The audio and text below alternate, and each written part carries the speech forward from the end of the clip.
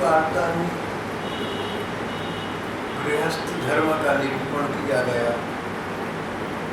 कोई व्यक्ति गृहस्थ में रहे, पैसा कमाए, परिवार में रहे, पर पैसा परिवार के साथ साथ भगवान का भजन करे, स्मरण करे, ठीक प्रकार से जीवन यापन करे, तो भगवान की प्राप्ति हो सकती। गृहस्थाश्रम का निरूपण कल की वार्ता में हो चुका है। आज के प्रसंग सन्यासी महात्माओं के लिए। कोई व्यक्ति पैसे परिवार से संबंध न रखे या समय आने पर ऐसा मन बन जाए कि पैसे परिवार में मन जाए नहीं, केवल मात्र परमात्मा में जाए, ऐसा व्यक्ति भी संन्यास आश्रम ग्रहण कर सकता है। संन्यास आश्रम के कुछ विधान हैं, धर्म ग्रंथ में दिए गए कुछ नियम हैं। सन्यासी को उन नियमों का पालन करना चाहिए। आज का प्रसंग हमारा यहाँ के अधिकतम बहन भाइयों के लिए तो केवल सूचनात्मक है, व्यवहार में तो नहीं हो सकता क्योंकि सन्यासियों का है, लेकिन इसकी उपादेयता इतनी है कि अगर कोई व्यक्ति संन्यास लेना चाहे तो संन्यास कब लेना चाहिए? संन्यास तभी लेना जब जहाँ पर भागवत में जो सन्यासी के लक्षण बतलाए गए उन लक्षणों पर तुम खरे उतर सकते हो, नहीं तो संन्यास मत लेना। घर में रहते रहते भगवान का भजन करो। और आज के युग में, कलयुग में, इस बात का ध्यान रखना पड़ता है कि प्रत्येक स्थान पर दोनों प्रकार के वर्ग मिलते हैं, सच्चे भी और झूठे भी। व्यापारी हो, चिकित्सक हो, सन्यासी हो, गृहस्थ हो। तो इस प्रकार के लोग संसार में हैं जो कहते कुछ हैं, करते कुछ हैं। उनसे बचने के लिए, सच्चे लोगों का निश्चय करने के लिए हम सन्यासियों के लक्षण यहाँ पर सुनेंगे, पढ़ेंगे, जिससे हमें भ्रम न रहे। कौन व्यक्ति सन्यासी है, कौन व्यक्ति सन्यासी नहीं है, और कोई ऐसा व्यक्ति हो जो देखने में सन्यासी हो पर सन्यास के नियमों का पालन न करता हो, उससे बचे रहने के लिए भी सन्यासी के नियमों का जानना अपने लिए सूचना की दृष्टि से उपाधि है।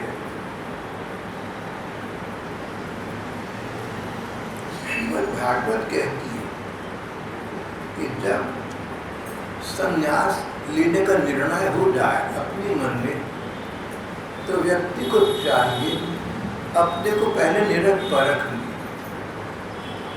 जैसे आपने या आपके किसी बच्चे ने किसी कक्षा में प्रवेश लेना है, एमए की कक्षा में प्रवेश लेना है, तो पहले देख लेता है कि बीए पास तो है। एमए में प्रवेश लेने के लिए पहले ही कुछ अनिवार्यताओं को, कुछ कंडीशंस को पूरा करना होता है। कहीं आयु की शर्त है, कहीं पिछली पढ़ाई कितनी करी उसकी है। इसी प्रकार मानव संसार में सबसे कठिन आश्रम संन्यास आश्रम, बहुत कठिन, बहुत बहुत कठिन।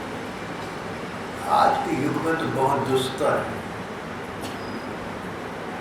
अगर संन्यास लेना है या अगर किसी व्यक्ति ने संन्यास ले लिया है तो संन्यास के नियमों का अपने को, संन्यास के विधान का पता अवश्य होना चाहिए। सन्यासी के जीवन में दो बातों की नितांत, दो बातों की बड़ी आवश्यकता है, एक त्याग की और एक वैराग्य की। त्याग, अपनी इच्छा से चीज़ों को छोड़ देना, लोगों में मोह ममता न रखना, चीज़ों में मोह ममता न रखना।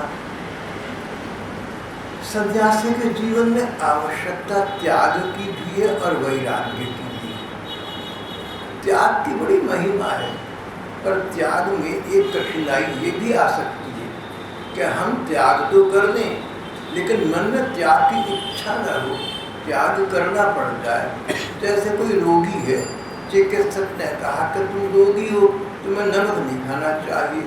अब मन तो करता है कि नमकीन चीज़ खाएं, लेकिन डर लगता है कि रोग पड़ेगा। चिकित्सक ने चेतावनी दी है, डर के मारे नमक नहीं खाते। त्याग तो नमक का कर दिया, लेकिन इसको वैराग्य नहीं कह सकते। वैराग्य का ऐसे त्याग से है कि मन उस वस्तु के सामने होने पर भी इच्छा न करे। मन में इच्छा ही न हो वस्तु को ग्रहण करने की, तो वो वैराग्य कहलाती है। त्याग वैराग्य दोनों अलग अलग बात है। सन्यासी के जीवन में केवल त्याग की आवश्यकता नहीं है, वैराग्य की अधिक बड़ी आवश्यकता है। समाज की मर्यादा के लिए, प्रदर्शन के लिए या अपनी किसी अन्य मान्यता के लिए सन्यासी त्याग तो कर दे, पर मन में किसी व्यक्ति के प्रति, किसी वस्तु के प्रति वो ममता बनी रहे तो सन्यास वास्तविक नहीं है। ऐसे व्यक्ति को सन्यास नहीं लेना चाहिए। जहाँ है वहाँ रहते रहते भजन स्मरण करना चाहिए, उसी से उसको भगवान की प्राप्ति हो सकती है। पर सन्यास ये ना हो तो न किसी वस्तु में मोह रखना, न किसी व्यक्ति में मोह रखना, केवल परमात्मा का चिंतन करना। सन्यासी के लिए केवल परमात्मा चिंतन का विधान है, भगवान का चिंतन करना, भगवान का ध्यान करना, भगवान का स्मरण करना। त्याग के विषय में कथाकार कहते हैं, सन्यासी वस्त्र धारण करे तो कम से कम समाज की मर्यादा के लिए थोड़ा बहुत ढाक ले तन को, इससे अधिक नहीं। अपने आराम के लिए वस्त्र धारण ना करे, सर्दी से बचने के लिए, गर्मी से बचने के लिए इत्यादि, उसके लिए नहीं। हाँ, समाज में अगर रहना है तो समाज की मर्यादा के लिए थोड़ा बहुत वस्त्र धारण कर दे, कम से कम वस्त्र धारण कर दे। कोई छोटा सा टुकड़ा लपेट ले। दंड, कमंडलू और खटपटी लकड़ी की 3 चीजों की आज्ञा है। खटपटी, खड़ाऊ, ऐसे जूते, ऐसे चप्पल जो लकड़ी के बने हों, हम आमतौर पर इन्हें खड़ाऊ या खटपटी कहते हैं। दंड, मार्ग में कोई कुत्ता बिल्ला मिल जाए तो उससे बचने के लिए एक डंडा पास रखना, उसके मारना नहीं है, धमकाना है।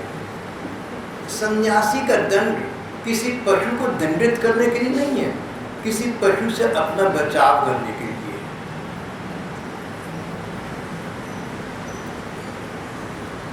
और तीसरा लकड़ी का सामान, कमंडलू, कमंडल, ऐसा पात्र जिसमें सन्यासी ने भिक्षा मांगी तो 2 टुकड़े रोटी के उसमें डलवा लिए, दाल सब्जी उसी में डलवा ली। एक पात्र में सब कुछ, दाल भी उसी में, सब्जी भी उसी में, रोटी चावल भी उसी में, जो मिल गया सब कुछ उसी में डलवा लिया। इस प्रकार 3 दंड की चीजें, 3 लकड़ी की चीजों का विधान है। खटपटी यानी खड़ाऊ, डंडा, दंड और कमंडलू, पात्र। जो व्यक्ति संन्यास लेता है उसने इन 3 दंडों का अपने पास रखने का विधान किया हुआ है। इसलिए उसे त्रिदंडी सन्यासी कहते हैं या त्रिदंडी स्वामी जी कहते हैं। जो लोग सन्यास ले चुके, जो सन्यासी हो गए, उनको संबोधित करने के लिए, उनको बुलाने के लिए जो उपाधि है, जो ठीक शब्द है, उस स्वामी जी है। तो अगर कोई व्यक्ति सन्यासी हो गया तो वो अपने को स्वामी लिखता है। स्वामी अवधूतानंद जी महाराज, स्वामी विवेकानंद जी महाराज। जब अपने लिखेगा तो फिर खैर जी और महाराज नहीं लगाएगा, सिर्फ स्वामी लगाएगा। स्वामी अवधूतानंद, स्वामी शांतानंद। और जब दूसरे लोग प्रयोग करेंगे तो आदर के साथ स्वामी श्री लगा देंगे या स्वामी जी लगा देंगे। स्वामी शांतानंद जी महाराज, समाज को चाहिए कि सन्यासी का जिसने त्याग कर दिया, वैराग्य कर दिया, परमात्मा के चिंतन में अपने मन को लगा लिया, इस प्रकार के सन्यासी का सम्मान करना समाज के अपने हित में है। तो स्वामी दंडानंद जी महाराज, स्वामी त्रिदंडानंद जी महाराज, ये मैंने आपको उदाहरण दिए, काल्पनिक हैं, लेकिन अगर आपके जीवन में, अगर आपके परिचय में कोई इस प्रकार के सन्यासी महात्मा हो, उनका सम्मान करना। स्वामी जी तो जैसे अपने नाम के साथ कोई श्री नहीं लगाता, पर दूसरों के नाम के साथ श्री लगाते हैं, इस प्रकार अपने नाम के साथ सन्यासी महात्मा स्वामी लगाते हैं। जब दूसरे लोग उनको बुलाते हैं तो स्वामी जी कहकर बुलाते हैं। ये शिष्टाचार की बात है।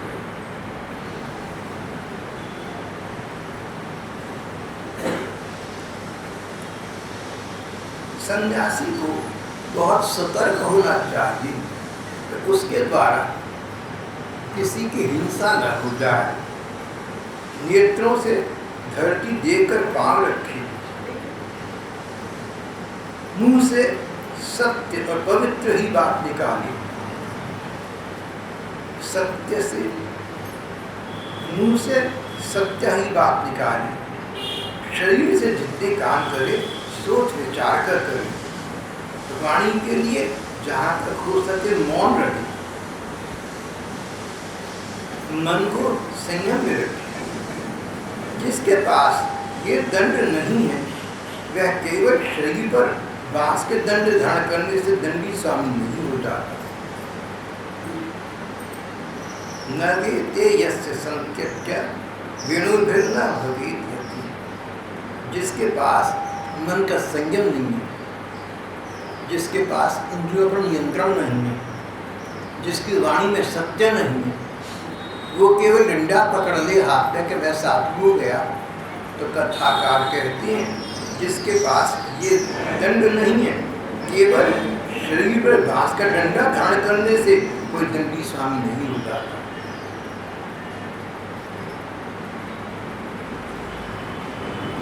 सन्यासी को चाहिए,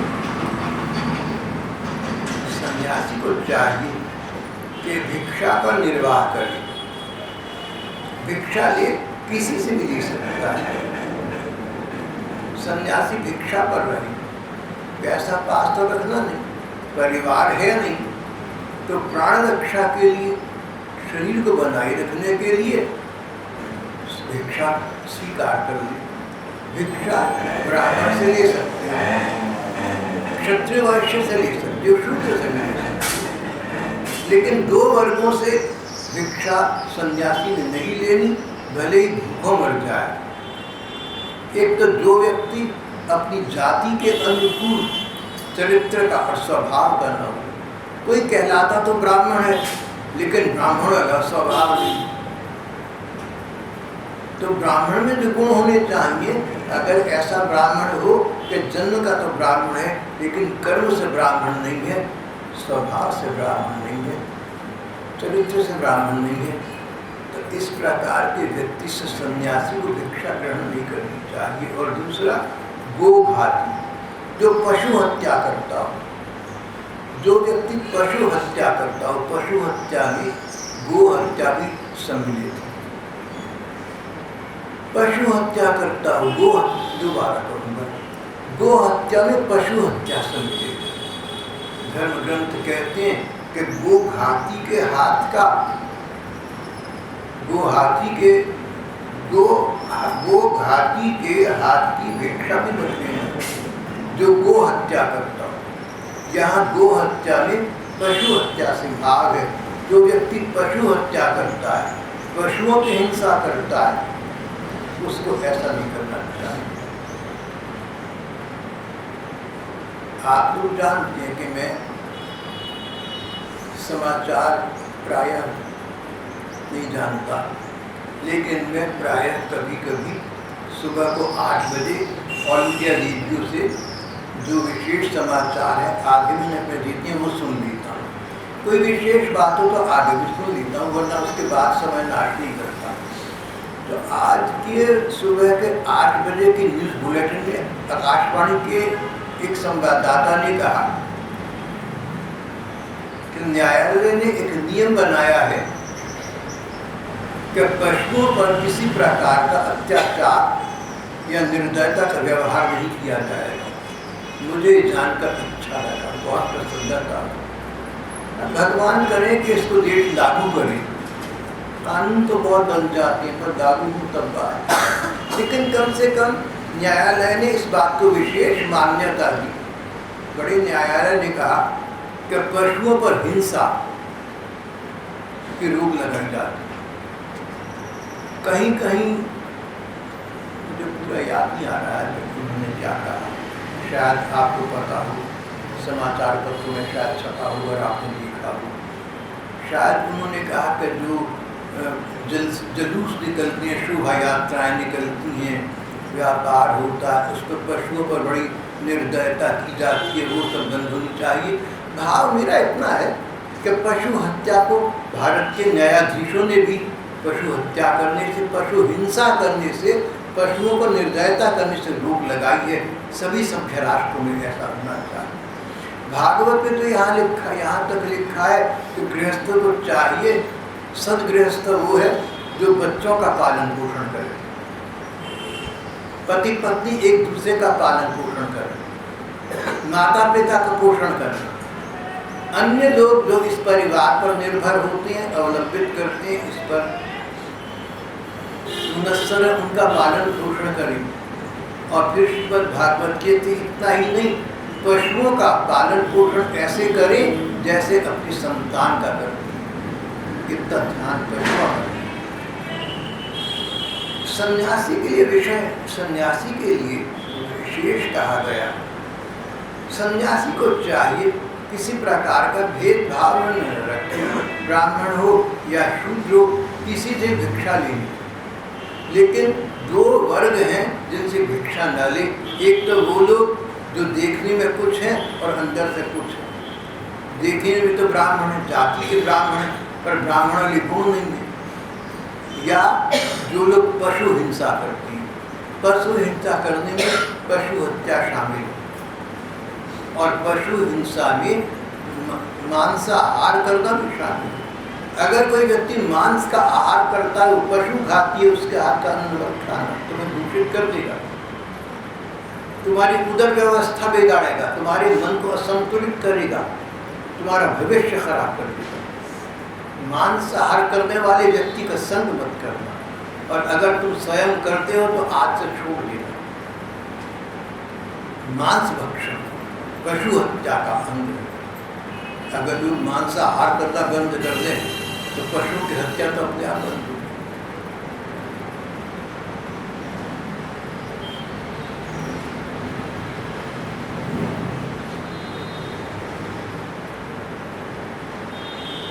सन्यासी को चाहिए कि 7 घरों से जितनी भिक्षा मिल जाए उतने में संतोष करें।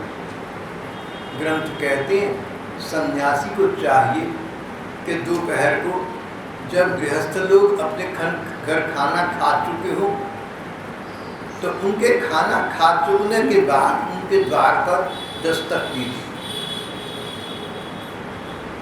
नारायण नारायण भिक्षाम देगी। अब घर में जो सबके खाने के बाद बचा पड़ा था कोई टुकड़ा, सो गृहस्थ लोग सन्यासी को दे देंगे। सन्यासी को चाहिए इस बात का ध्यान रखे कि घर के लोग सन्यासी का आदर होने के कारण से ऐसा न कर सकें कि अच्छा खाना सन्यासी को दे दें, अपने आप थोड़े में गुजारा कर लें। इसलिए जब सन्यासी देखे कि घर वालों के खाना खाने का समय हो चुका, उनका जो बचा हुआ खाना है, जो खाना घर में बच गया, उसमें से टुकड़ा अपने कमंडलियों में डलवा लें। अधिक न डलवाए, 2-4 टुकड़े डलवा लें, रोटी के टुकड़े, सब्जी का कोई छोटा मोटा टुकड़ा। अगर एक घर से 2-4 टुकड़े लेने पर 2 लाख न होता हो तो अधिक से अधिक 7 घरों तक भिक्षा मांगे। अगर 7 घरों से इतनी भिक्षा न मिले कि सन्यासी का पूरा पेट भरता हो तो जितना मिल गया उसी में संतोष करे, अधिक की कामना न करे। सात घर भी अनिश्चित होने चाहिए। अगर सन्यासी किसी निश्चित 7 घरों से रोज भिक्षा करेगा तो सन्यासी का उन घरों से परिचय हो जाएगा, और संभावना ये कि वो उस सन्यासी के लिए आदर के साथ कुछ ना कुछ अधिक सामग्री रखने आरंभ कर देंगे।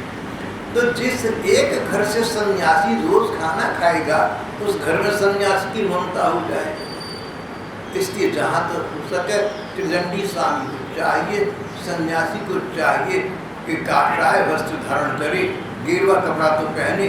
गेरुए कपड़े का भाव, काषाय वस्त्र का भाव है अग्निवर्ण, जैसे आग में जलकर सब कुछ राख हो जाता है।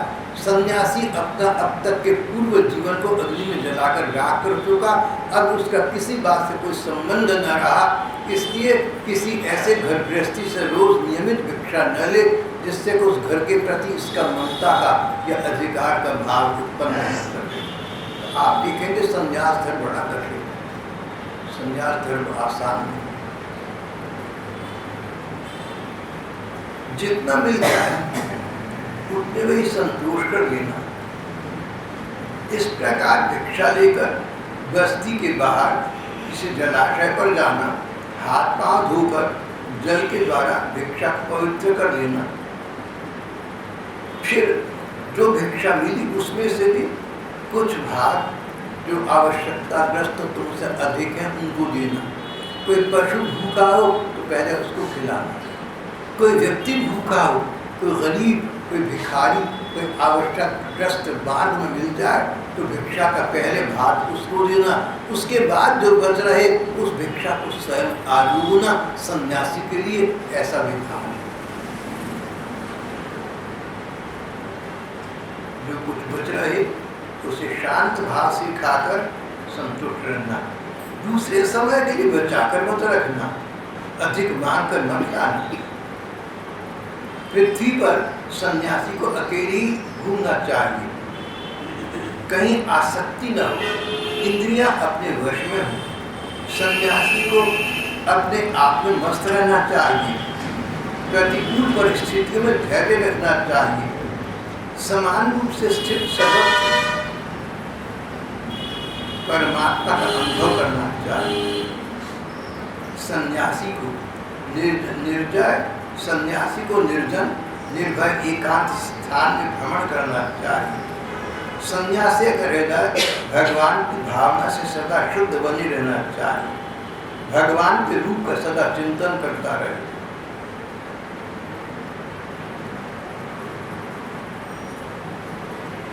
इंद्रियों के विषयों को विक्षिप्त न करने दी, उन्हें चंचल न होने दी।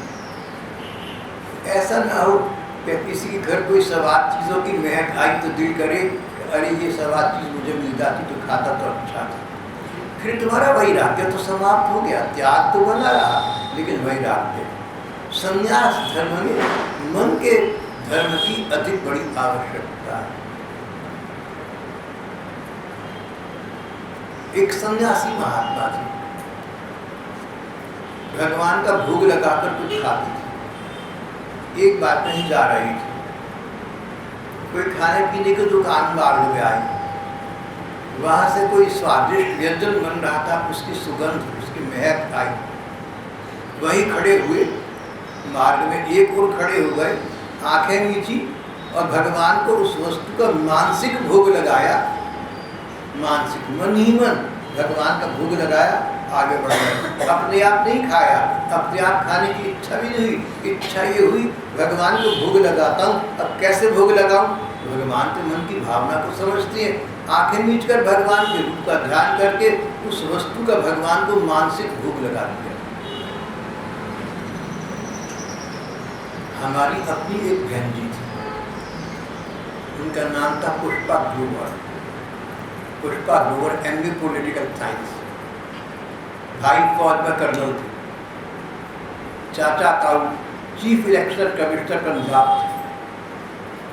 पुष्पा ग्रोवर अपने घर की इकलौती बेटी थी, बहुत लाडली थी। सब छोड़कर वृंदावन चली गई, पैसा पास न रखा, जो जहाँ से अचानक मिल जाता उस पर गुजारा करती। ठाकुर जी की सेवा घर में रखी हुई थी। एक बार तो उनके पास ठाकुर जी को भोग लगाने के पैसे भी न थे। पास में एक डाकिया रहता था, डाकिया भी गरीब था। डाकिए की पत्नी से मिली, उससे कहा, बहन तूने जो खाने के लिए सामग्री बनाई है एक थाली में मुझे दे दे, मैं ठाकुर जी का भोग लगाकर थाली तुझे वापस कर दूँगी। भोग लगाया, थाली डाकिए की पत्नी को वापस कर दी, स्वयं भूखी नहीं। देखा सुना तो चकित रह गए। पुष्पा बहन जी मेरी तो सगी बहन की तरह से थी, मुझसे बहुत बड़ी थी। अब उनका शरीर शांत हो चुका, पर हमारी परिवार की, हमारी परिकर की, हमारी सत्संगी परिवार की सगी बहन से अधिक थी। आश्चर्य की बात है, भोग लगाने के लिए मांग लिया, अपने लिए नहीं, मांग कर भोग लगाया, वापस कर दिया, स्वयं नहीं खाया, भूखी नहीं। अच्छे सच्चे लोग भी संसार में होते हैं। जहाँ संसार में आजकल दंभ पाखंड फैल रही हैं, वहाँ सच्चे लोग भी हैं, सच्चाई भी है, कहीं कहीं मिल भी जाती है।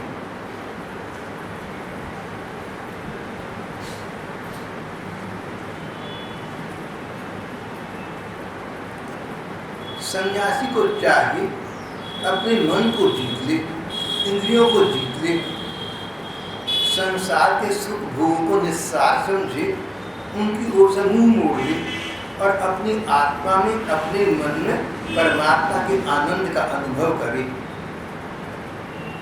केवल भिक्षा के लिए बस्ती में जाए, गांव में, नगर में, अहियों की बस्ती में या यात्री टोली में चला जाए, फिर पवित्र स्थान, नदी, पर्वत, वन इत्यादि में बिना कहीं ममता जोड़े घूमता फिरता रहे, परमात्मा का चिंतन करता रहे। जो संसार दिखता है, दृश्यमान जगत को सत्य वस्तु कभी न समझे।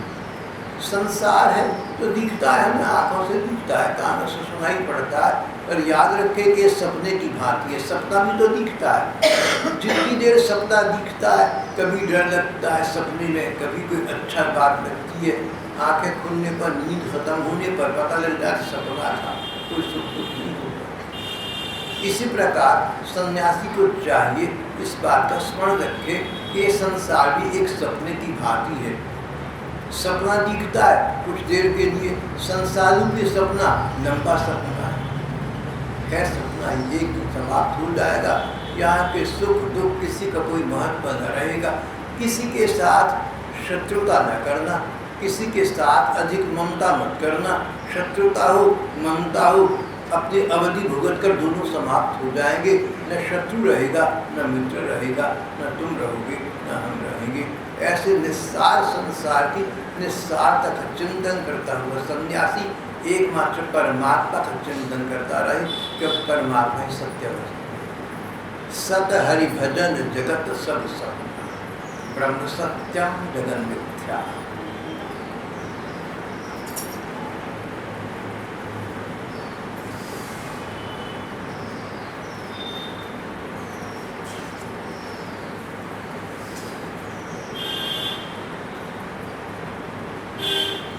सन्यासी को चाहिए कि वेदों के कर्मकांड भाग की व्याख्या में न लगे। वेदों में 80% कर्मकांड है। कर्मकांड का अर्थ कौन सा अच्छा कर्म करोगे, कौन सा अच्छा फल मिलेगा। पुण्य कर्म करो तो सुख मिलेगा। इसके अतिरिक्त उपासना भाग है, जिसमें व्यक्ति संन्यास और धर्म का वर्णन किया गया।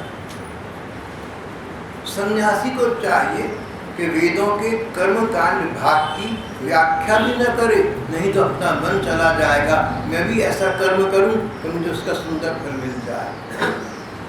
अगर तुम पुण्य कर्म करते हो तो अच्छी बात है, उनका फल सुख है, लेकिन संसार में आना जाना बना रहेगा। इसलिए परमात्मा चिंतन ही सन्यासी का विषय होना चाहिए।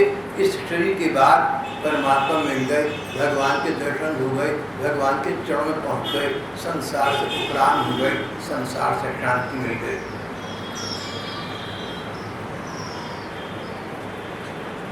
सन्यासी तो विद्वान हो तो भी अपनी विद्वत्ता का प्रदर्शन न करे, नहीं तो लोग उससे वाद विवाद करने लगेंगे, बहस शुरू हो जाएगी, समय नष्ट होगा।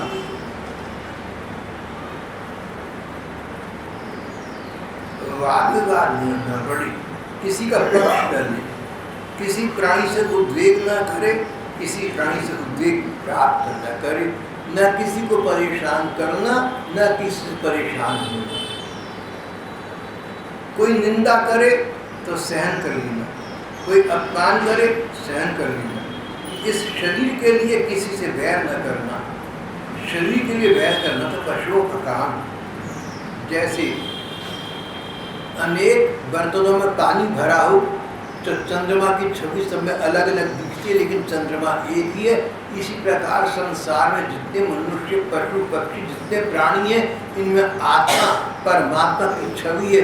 उस परमात्मा को सत्य वस्तु समझना, उसका चिंतन करना, पात्रों का चिंतन मत करना, जीवों का चिंतन मत करना, किसी से बैर मत गांठना, किसी से की मित्रता मत करना कि मुँह के पार पर बन जाओ, न तो इतनी मित्रता करना कि मुँह में फंस जाओ, और न किससे बैर विरोध करना कि तुम्हारी मन को शत्रुता का भाव आ जाए। संसार है, एक दिन समाप्त हो जाएगा, शत्रु मित्र समाप्त हो जाएंगे। चिंतन केवल मात्र परमात्मा का करना, परमात्मा का चिंतन करोगे तो एक दिन शरीर समाप्त हो जाए, एक दिन संसार समाप्त हो जाए, लेकिन परमात्मा जिसका चिंतन किया तुम्हें अपने चरणों में स्थान देगा और शश्वत शांति निगच्छति, तुम्हें सच्ची शांति की, स्थायी शांति की प्राप्ति हो जाएगी। अपने को शुद्ध बुद्ध स्वरूप पर स्थित रखना। संसार के कारण से अपने मन को परेशान मत करना। कोई अच्छा है, कोई बुरा है, कोई तुम्हारी निंदा करता है, कोई तुम्हारा सम्मान करता है, इस प्रकार के कारणों से अपने मन को विक्षिप्त मत करना, अपने मन को परेशान मत करना, अपने मन को डिस्टर्ब मत करना। अपने शांत सहज शुद्ध बुद्ध स्वरूप में स्थित रहना। संसार जैसा है तैसा है, जैसा जैसा चल रहा है चलने दो। भगवान मेरे हैं, मैंने भगवान का ध्यान करना है, भगवान का स्मरण करना है, उनके रूप का ध्यान करना है। इस प्रकार सनातन तत्व को स्मरण पथ में रखकर परमात्मा के मार्ग की ओर आगे बढ़ती जाना।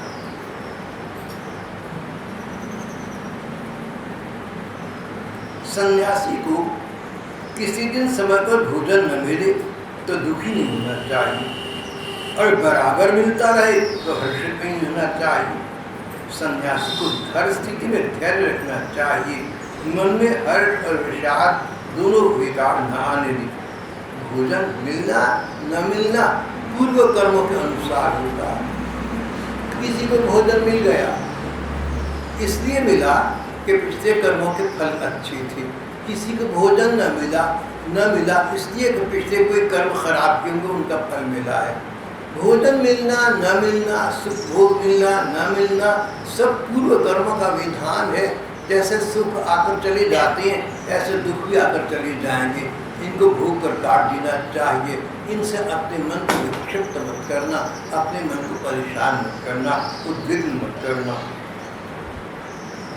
सन्यासी को चाहिए जैसी भिक्षा मिल जाए उसी से पेट भर ले, वस्त्र बिछौने जैसे मिल जाए उन्हीं से काम चला ले। ये अच्छा है, ये बुरा है, इस झंझट में मत फंसना।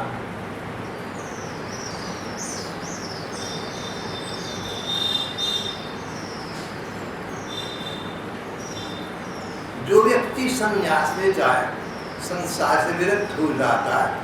अगर भगवान की प्राप्ति के साधनों को न जानता हो तो ऐसे गुरु की शरण ग्रहण करे जो गुरु भगवान के चिंतन में तन्मय रहता हो, ब्रह्मनिष्ठ हो।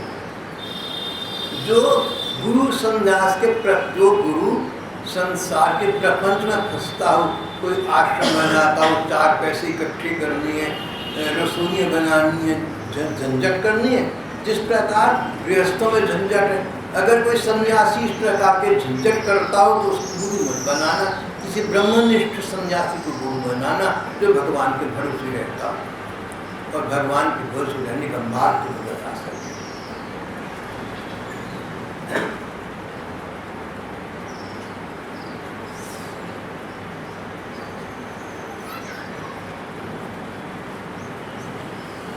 गुरु मुनि उपाग्रजीत, भगवत चिंतन में तन्मय रहने वाली सद्गुरु की शरण ग्रहण करना,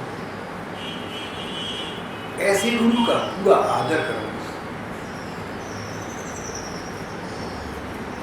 जिसके हृदय में ज्ञान नहीं है, जिसका विषयों से वैराग्य नहीं है।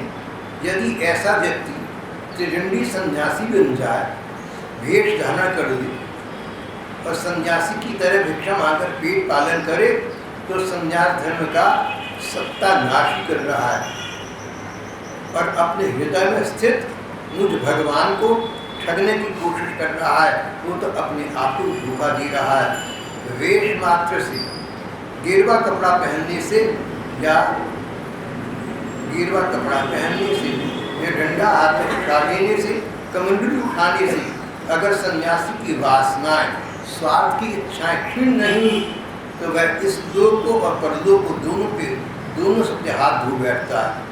सन्यासी का मुख्य धर्म है शांत रहना, किसी की हिंसा न करना। गृहस्थ का धर्म है प्राण की रक्षा करना। प्राण रक्षा भी इसलिए कि शरीर होगा तभी सेवा होगी, तभी भजन होगा। इतने तक के लिए प्राण रक्षा करनी चाहिए। सन्यासी को प्रत्येक प्राणी में भगवान की भावना करनी चाहिए।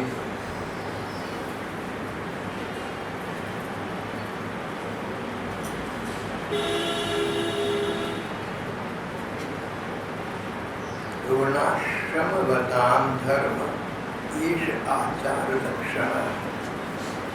ये वर्णाश्रम धर्मियों का धर्म बताया गया। चाहे कोई ब्रह्मचर्य आश्रम में हो, कोई विद्यार्थी हो, गुरुकुल में हो, छात्रावास में हो, अध्ययन कर रहा हो, चाहे कोई गृहस्थ धर्म में आरूढ़ हो, पैसे कमाकर परिवार पोषण करता हो, चाहे कोई तीर्थ यात्री हो, वानप्रस्थ का पालन करता हो, चाहे कोई संन्यास ग्रहण कर ले, सब छोड़ दे और परमात्मा चिंतन लग जाए। किसी भी प्रकार के धर्म का अनुष्ठान करे, किसी भी प्रकार के आश्रम का आश्रय ले, उसमें यदि भगवान की भक्ति का पुट लग जाए तो इससे अनायासी उसे अपने कल्याण की प्राप्ति हो जाती। सएव मद भक्ति जो निश्रेयस्करः परम। अगर कोई व्यक्ति भगवान के प्रेम भाव में लग गया तो किसी भी जाति का हो, किसी भी आश्रम का हो, फिर उसे कुछ और करने की आवश्यकता नहीं है। और अगर किसी आश्रम में रहता हो, सन्यासी हो, गृहस्थ हो, ब्रह्मचर्य आश्रम में, किसी भी आश्रम में हो, उसके कर्तव्य कर्म का पालन करते हुए भगवान का भजन और स्मरण करता रहे तो वो भी तर जाता है। भक्ति की सर्वोपरि उत्कृष्टता है। भक्ति पंचम पुरुषार्थ है। भक्ति सर्वोत्तम कर्म है। भक्ति का मतलब भगवान का प्रेम पूर्वक स्मरण करना। कोई तीर्थ करे न करे, व्रत करे न करे, चार धाम की यात्रा करे न करे, करते हैं अच्छा करते हैं, न तुम कर सको कोई बात नहीं, पर ये देखो कि मन में ये सिद्धांत हो, मन में ये पक्का विचार हो कि मेरे भगवान हैं, मैं उनका हूँ, मैंने उनको प्राप्त करना है। भगवत प्रेम की प्राप्ति जीवन का और मन का चरम लक्ष्य बन जाए तो सर्वोच्च और सर्वोत्तम बात है। ये जीवन का परम कल्याण है, ये जीवन का चरम साधन है। इसी की प्राप्ति के लिए, भगवत प्रेम की प्राप्ति के लिए ही जीवन है। नाशवान शरीर रहते हुए अविनाशी भगवान को प्राप्त कर लिया। शरीर नाशवान है, एक दिन समाप्त हो जाना है। नाशवान शरीर के रहते रहते अविनाशी भगवान का स्मरण करना, इतना स्मरण करना कि शरीर नष्ट हो जाए पर वो अविनाशी भगवान तुम्हें अपने चरणों में सदा के लिए स्थान दे दे। इस प्रकार का भक्ति योग, इस प्रकार का परमात्मा का प्रेम चिंतन जीवन का चरम लक्ष्य है। इसको साधना, इसको पाना ही अपना चरम लक्ष्य है भगवान की भक्ति, भगवान का प्रेम। तदेव साध्यताम, तदेव साध्यताम, इसकी साध रखो, इसी की इच्छा रखो, इसी की साधना करो, इसको पाने का उपाय करो। जैसे तैसे हो सके मन को भगवान के स्मरण में, भगवान के चिंतन लगा दो, तो तुम तरन तारण हो गए, अपने आप भी तर जाओगे, साथ वालों को उतार दोगे। अपने जीवन की सफलता का यही लक्ष्य है। यहाँ पर हमारा आज का पाठ का प्रसंग समाप्त हो जाता है।